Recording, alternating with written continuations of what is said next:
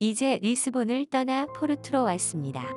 사실은 여행을 시작하기 전에 리스본보다는 아줄레주 건축물이 많은 포르투에 대한 기대가 많았습니다.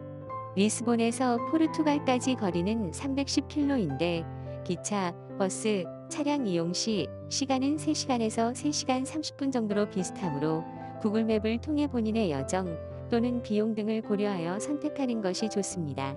비행기는 공항으로 이동하는 시간, 보안 검색 등 비용 및 시간을 고려시 장점이 없어 보입니다. 렌터카는 일정이 자유롭고 잠시 풍경이 좋은 곳에서 쉴 수도 있고 이점이 많지만 면허증 준비라든지 운전의 피곤함 등은 단점입니다. 기차로 이동 시에는 포르투갈 철도 에빈시피 앱에서 구입하면 되고 가격은 26유로에서 48유로 정도 되지만 사전에 조기 구매를 한다면 15유로도 있다고 합니다. 하지만 짐을 들고 환승을 해야 되기 때문에 짐을 많이 가지신 분들은 다소 불편할 수 있고 파업 등 변수가 많아 경우에 따라 환승 등으로 스트레스를 많이 받을 수 있습니다. 그렇기 때문에 탑승 전에 반드시 여정을 재확인해야 할 필요가 있습니다. 하지만 열차 여행은 다른 교통수단에 비해서 안전하고 쾌적한 것은 좋은 점입니다. 통상 출발은 리스본 산타 아폴리나 역 또는 오리엔트 역에서 출발하고 도착은 포르투 깜파냥 또는 쌍벤트 역으로 선택하시면 되겠습니다. 출도착역은 본인이 이동이 편한 곳으로 하시면 됩니다. 다음으로 소개해드릴 교통수단은 버스입니다. 나는 프릭스 버스를 이용하였는데 포르투갈에는 프릭스 버스 외에도 다른 버스 회사가 많이 있으나 프릭스 버스가 15분 간격으로 출발하기 때문에 스케줄 조정하는 데 많이 유리합니다.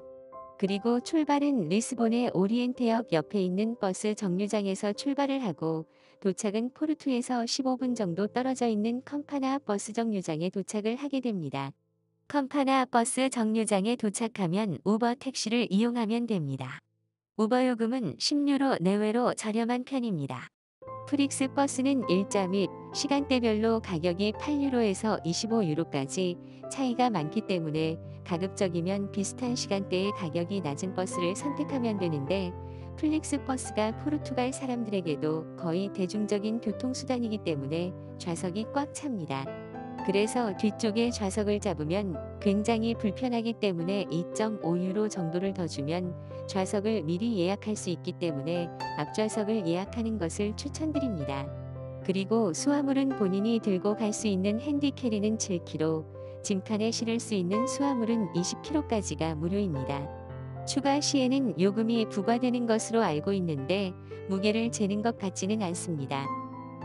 포르투에서 나는 2일 정도 머물 계획을 가지고 있었기 때문에 첫째 날에는 리베리아 광장 주변에 있는 호텔에서 출발해서 여유롭게 도르강변을 따라 리베리아 광장 주변을 구경하면서 돔 루이 1세 다리를 건너 포르투 와인 가게들을 구경하고 해변 산책을 했습니다. 그리고는 언덕길을 올라 세아도 필라르, 수도원 근방에 있는 언덕정원에 도착을 해서 포르투의 야경을 즐겼습니다. 해가 지고 다시 돔 루이 1세 다리를 건너서 리베리아 광장 주변에 있는 식당 카페에서 식사를 하고 강변 주변에서 버스킹 공연 등으로 보면서 마무리했고 둘째 날은 멜로 서점이나 쌍벤트역이 있는 구시가지를 여행하였습니다. 이렇게 하시면은 중요한 부분은 다 보시게 되는 것으로 생각됩니다. 숙소에 도착하자마자 보이는 돔 루이스 1세 다리는 생각보다 크고 멋있었습니다. 리베리아 광장에서 도로강을 따라가다 보면 관광객으로 분주한 거리에는 식당과 카페, 상점 등 먹거리와 볼거리로 가득합니다. 물론 낮부터 밤늦게까지 버스킹 공연이 이루어져 여유롭게 포토와인의 음악을 즐길 수도 있습니다.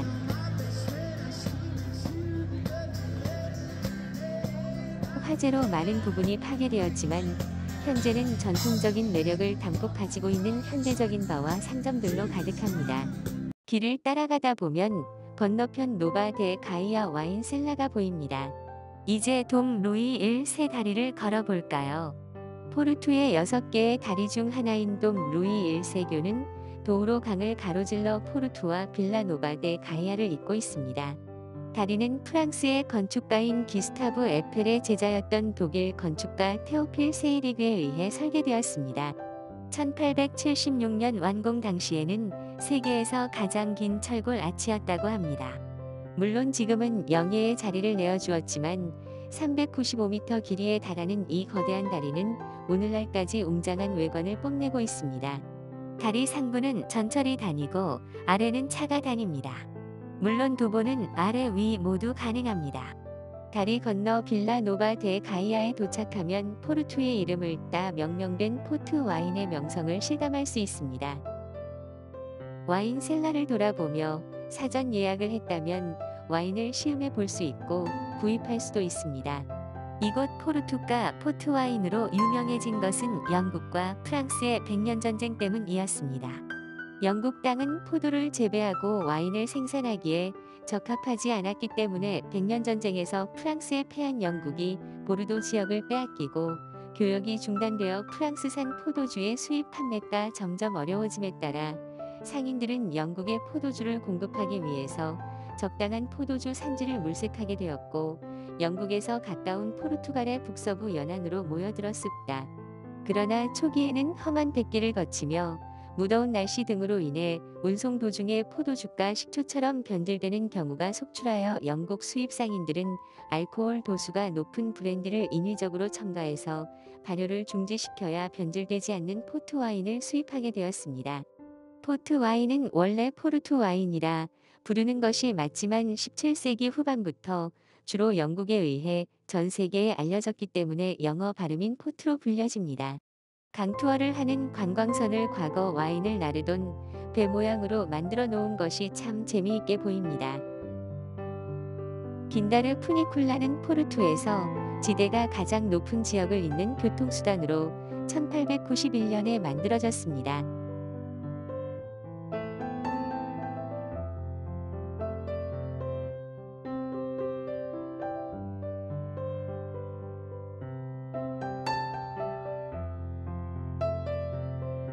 다리 위에 오셨다면 1500년대 언덕 위에 지어져 수도원 세아 두 필라르 수도원을 보시고 일몰 장소로 유명한 언덕정원인 모르공원에서 버스킹 공연과 일몰을 감상하면 이게 여행이 아닌가 하는 여행의 즐거움을 느끼게 됩니다.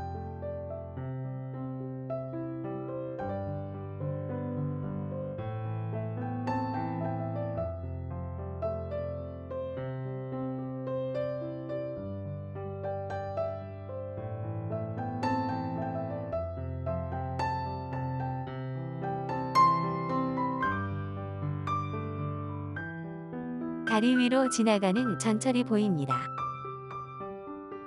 다리 상층부를 건너가면 포르투 구도시가 나오자만 오늘은 다리 아래로 내려와서 강변에서 식사와 버스킹을 즐기면서 하루를 마무리했습니다.